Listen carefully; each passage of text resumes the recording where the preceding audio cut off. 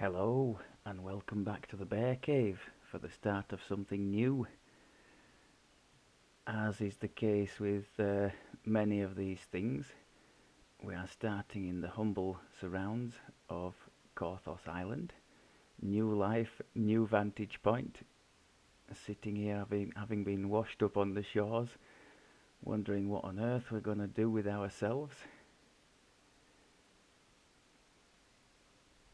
So, the Stormsinger. What can I say about this? Well, for a start, unlike the last monk life where I was going completely into the unknown and had to lean heavily on the comments for inspiration and guidance, at least here I do have the benefit of having done one before on my main character. So I also know that it's a lot of fun and it's something I would like to share with the watchers of the channel. The first big mistake I made, which you'll now no doubt be aware of anyway, was that you can't do an iconic archetype life. It's not able to be done. I think there was a sort of a workaround in the past, but it wasn't the intention, so they removed it. The reason I was so keen to show the iconic for this one in particular is it has some very nice synergies in its tree, the tiefling scoundrel, with the storm, with the bard. I loved the ash imprisonment thing it gets, the effect, and also the fact that it would work on things that you could never normally stun or crowd control, short of maybe burst of glacial in epic. Things like golems, for example, the bane of your life as a caster, but it was stopping those, and that was great. Still, we are going to do something. It's pushed me in a different direction. I remembered that one of the commenters, when I was asking which class to do, did mention this option. So we've gone with the half elf here, and we're going to try in the fullness of time and acquire this greater dragon mark of storm to give us even more lightning appeal and immersion, hopefully. Now, I'm a big fan of this Call Lightning Storm spell anyway, because my main character is a cold druid caster, so he's using that all the time. But I am aware that the duration scales with the level, so we're not going to go for it straight away, certainly not. We're going to leave it until at least mid-heroics, I think, before dabbling in there. So in the meantime, we're going to learn perhaps from previous mistakes. Normally, I would have started off leaning on spell-like abilities, so we would have been going with the Nyax Cold Ray and Sonic Blast. I would have taken one from each Spellsinger tree, and it would have been okay, but it's single target only, so it would have been a bit rough. Now, the peculiarity of this Nyax one, if you do decide to give that one a go, a successful reflex save negates the effect, so there is no damage at all if the opponent saves. Not half damage, no damage. Although on the plus side, it is a ray, so like the Sonic Blast, you've got plenty of range there, because these are double range, both of them. So if you do decide to go down that route, that's something you could consider. So learning from past problems, we are going to stick with the Shadow Blades. I think I might have made balls up and gone with twin Shadow Blades last time, which does carry quite a heavy penalty unless you are proficient in that fighting style. So we've just got the Conjure single one in this time.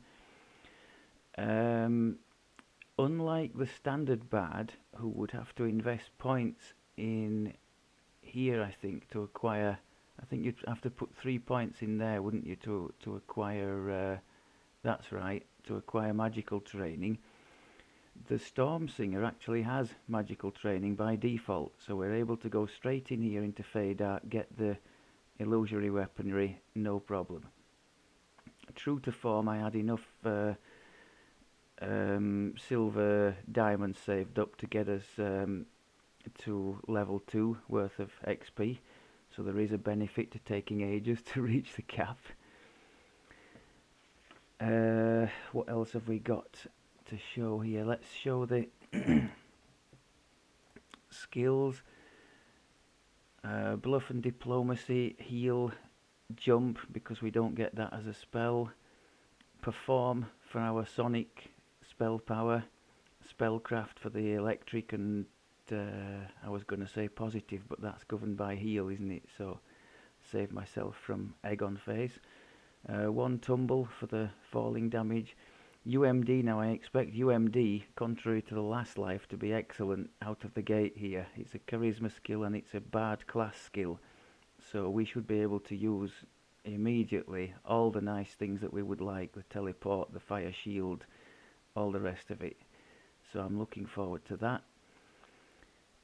Feat I took maximize, standard stuff. And the stats, I maximised charisma, con, and put the remaining in intelligence. The inflated stats you see here are the result of the ship buffs and the tome that he has. So it would have started as 18, 18 and 12, and the rest were default.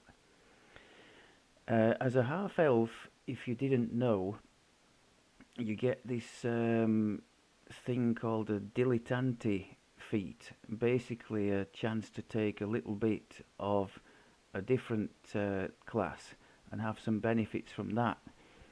So we took Paladin for, can I show you?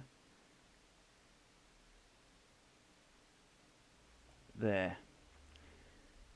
For a couple of points of our charisma bonus onto saves, which is not terrible at all, I don't think. So I went for that. Otherwise, we're proudly sporting the results of our epic endeavours so far. I think when we first started the series, he had just the 2, didn't he? Epic lives. So we've picked up a few since then. We've got 3 in brace for the saves, 3 in energy criticals, which will help us a lot this life, but does little or nothing for any melee life we do. And we've got 2 now in skill mastery, plus 1 on all skills. So that's where we're at with that. I have a few of my little cookies left over from the start of the last life that one of the bear party kindly gave. I have requested a few more of those dragon breath things because they were good fun, but several of you also mentioned the thunder snow, so I'd like to give that a try in the low levels this time. It's been mentioned as a reaper deleter, so who wouldn't like that? So I've put the request in, and hopefully those may arrive in time for episode number 2. I've got my little bits and pieces of clickables here, mostly shield, but we've got mage armor, I think there's jump, and expeditious retreat for the speed. On the gear, I really shouldn't be going through any of this. It's just a sort of a mishmash of Borderlands stuff with little bonuses on to help us out a little bit. Mythic bonus, the Odd Reaper bonus, just things to help. And there's a charisma one, which is going to, well, if it wasn't an odd number, it would help us a little bit, but it's just made it an odd number, so that's not actually helping at the moment. And that's the one noteworthy item that we always wear down at these low levels, the fearsome robe of invulnerability. The invulnerability, if you didn't know, is craftable. In these early levels, it's a very nice source of damage reduction. Very quickly as you go up the levels, the enemies start using magical attacks, all of them do, so this becomes this becomes redundant then. But just for these, for a bit of a start off, you'll be amazed how many things do 5 damage or less, and you end up standing there being pummeled and taking little or no damage. So that's great.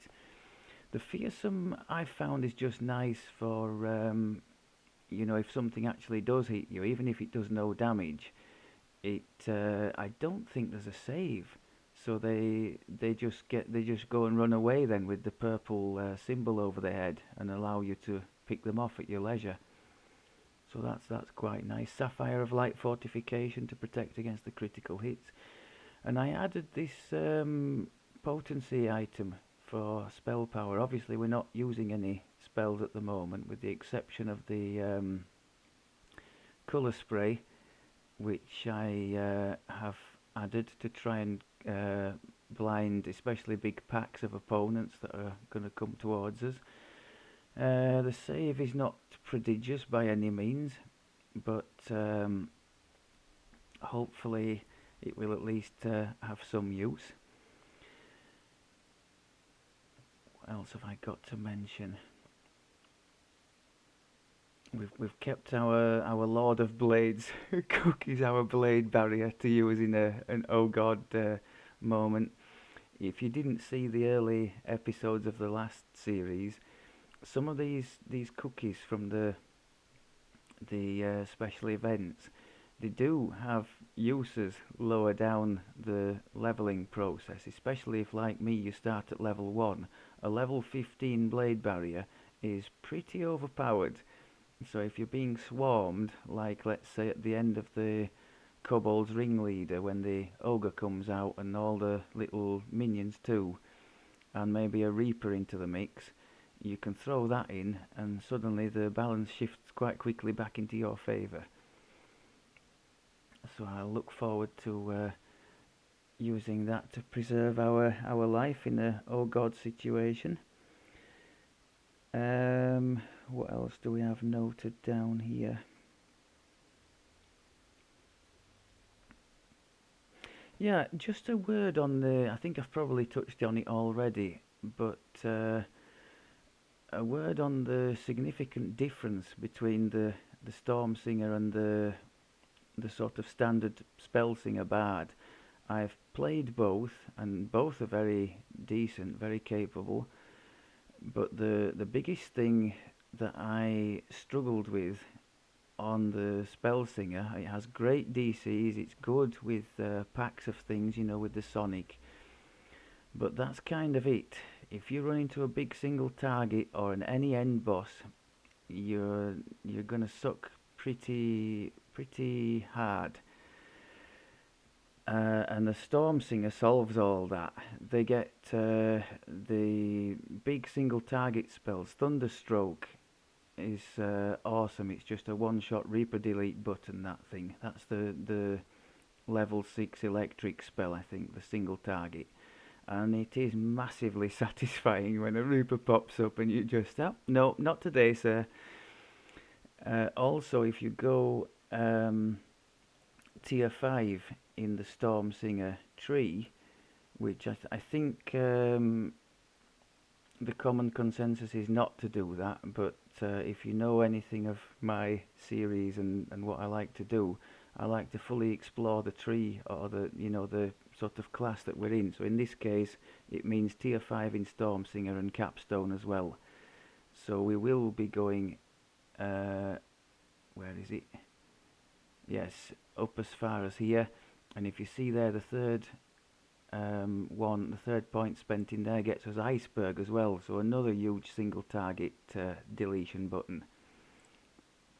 So against the boss as well, really handy. Now we have one of the bear party who has a Tabaxi Stormsinger and is having loads of fun with that. And she's gone all out really with the single target stuff. So as well as these two big single targets, she has Ruin and Greater Ruin. So when the nasty stuff comes and the end bosses, it's a festival for a character like that. Especially as she's a cold dragon in the Draconic tree, and my Cold Druid prepares the targets with the freezing spray, so when she starts hitting with the ruins, it's huge damage. The only problem we have then is keeping the end boss attention away from her. So very, very potent they can be. The past life, if any of you were interested, for the Stormsinger is 5 electric and sonic spell power. So if you have a planned like main class that deals in that, like the druid for instance, the caster druid, you might be interested to acquire those. For purple, it's completely irrelevant. We're just doing it because I like the archetype very much. For me at least, I enjoy it much more than the standard Spellsinger. I think it's a lot more versatile. It's more immersive with all this electric stuff flying all over the place. Just big fun. And I suppose if you are soloing, it's going to be better as well. So for our purposes, a smoother ride, because the lack of single target damage does rear its head, especially when you go into epic and you start needing to chunk big things down. I was just going to show you where we'd got to in our little journey, because it occurs to me I hadn't planned this at all. All I'd planned to do was to take him to Cap and show you the warlock, because I knew what I was doing with that, and I was experimenting with the aura thing for the first time. And we've ended up with this list already. Now, the cleric and the paladin were from his time as a bank character. I honestly can't remember that far back. He was sitting there for literally years as a bank character. And maybe a farmer of, I think he was at level 21, he was a farmer of, was it the epic ingredients or something from the Dr. Rushmore's mansion and that kind of thing? Canis Challenge ingredients, that kind of stuff. But I've long since given up doing all that. So yes, the ones we've actually done, Warlock, Wizard, Eldritch Knight we did, Monk was obviously the last life, Favoured Soul, and the Blightcaster. So we've already done 5 on here, and this is the 6th one. So I guess we've kind of embarked on a journey towards completionist, heroic completionist, which I never would have thought. So I will try and go for that in the fullness of time. But his nominal end build, and the only build I've got any end gear for, is the tanky warlock, which I hope to go back to when he's completed his journey of discovery. And that being the case, I'll try and stack some martial and divine epic past lives in between times for some PRR and AC where possible. Okay, I think we've waffled on already for long enough. We've admired the view. So, for the first, I'm going to try and learn from past errors. For the first few levels, I think this is going to be the shape of things, the Shadow Blade, to try and lessen the pain a bit of just wandering around with poxy spells. Looking at things, we need to be, where do we need to be for a half decent spell-like ability? It's in the 3rd tier, isn't it? The Shout, that's the one we want. Now, I have experimented in the past with Snowball Swarm, and I found that to be underwhelming. I think, yes, if we look there, the Shout scales all the way up to caster 15, and the Snowball one stops at 10. And not just that, I prefer the cone in front of me to this effect. So we'll be going for Shout when we get the chance, and we'll be working our way up the Stormsinger tree. Now, I've not seen this in any other trees. I mean, there are some tasty stuff in here, not least of which the fast movement speed, which I'm going to enjoy a lot given how fast the monk was. But here we can double up on maximize, and they only cost one, if you'll notice, 1 point each time instead of the standard two. So for 6 points invested, we can have an 18 point reduction in the cost of maximize spells. So basically, any maximize spell is now costing 7 instead of the 25 that it normally would. So that allows you from very early on to start throwing around big booming spells from I suppose mid-heroic, which is a kind of a big deal in my estimation. Okay, let's shut up and finally get to the quest. Which one are we even doing today? I'm next to one here, aren't I? Storehouse. No, let's not do the storehouse. Let's do the let's go to this one here, the Heyton's Rest.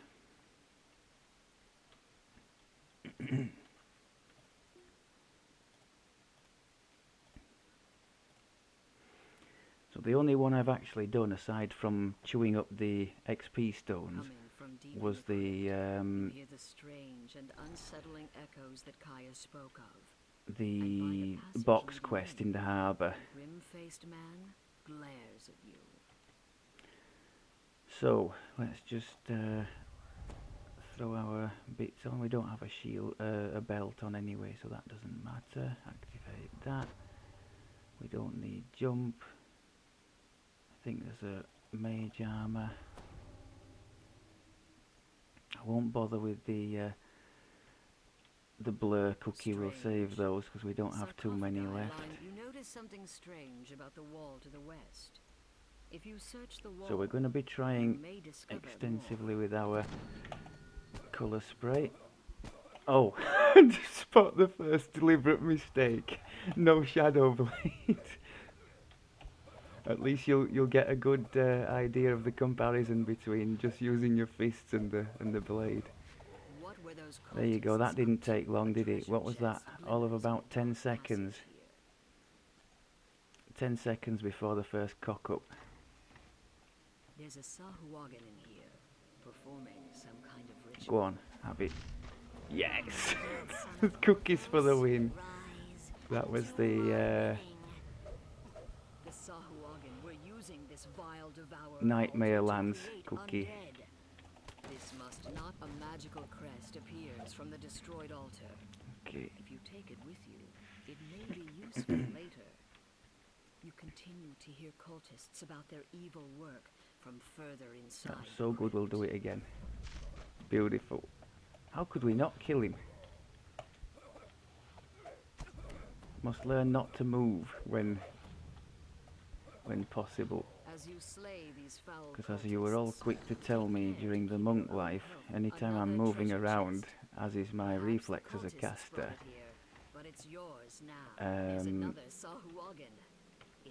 I'm losing to hit bonus, aren't I?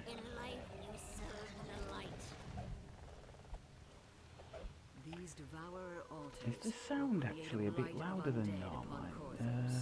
Or maybe it's just this quest. Another crest drops out as you smash the altar. There might still be other altars elsewhere in this crypt. No, it should be the same. Hopefully it's not drowning the voice out. Get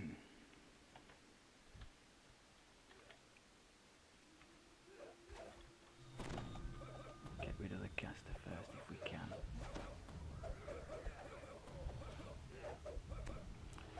My word, do we miss the strike through from the monk last time? Blocks the way, and behind it, another Sahuagin performs unholy rituals at a devourer altar. So yes, I was a little bit disappointed not to be able to do the iconic. I mean, there are benefits and negatives to it. The negative, I suppose, you miss the full building up of the character.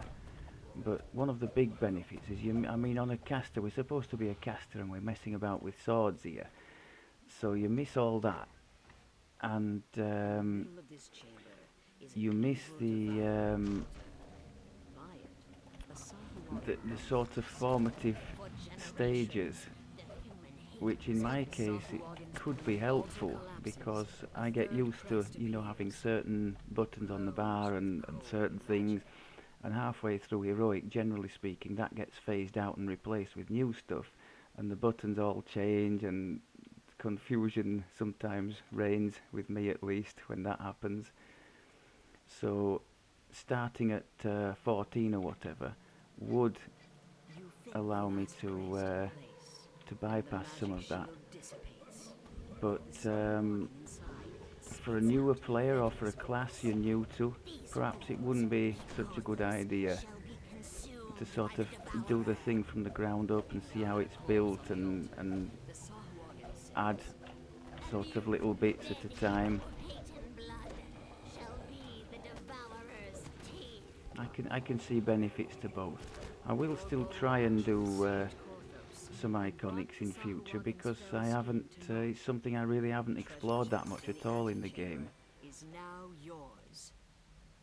But in this case, it just wasn't possible. I didn't want to do the standard spell singer because I think this one is a lot more fun, and there's more to see with it. Plus, it's a newer edition, isn't it? So maybe some of you might not have tried yet and might be more receptive to one like this than the standard sort of buff and hold bard, or sonic Some of the bard, braver as you might villagers call it. tried to stem the Sahuagin tide, but their courage led to Right. naught but grievous I guess I'll injuries. go on and complete Korthos needs someone with more than this just little guts. Korthos area, and then what do we do? Then do we go? I can't remember if we.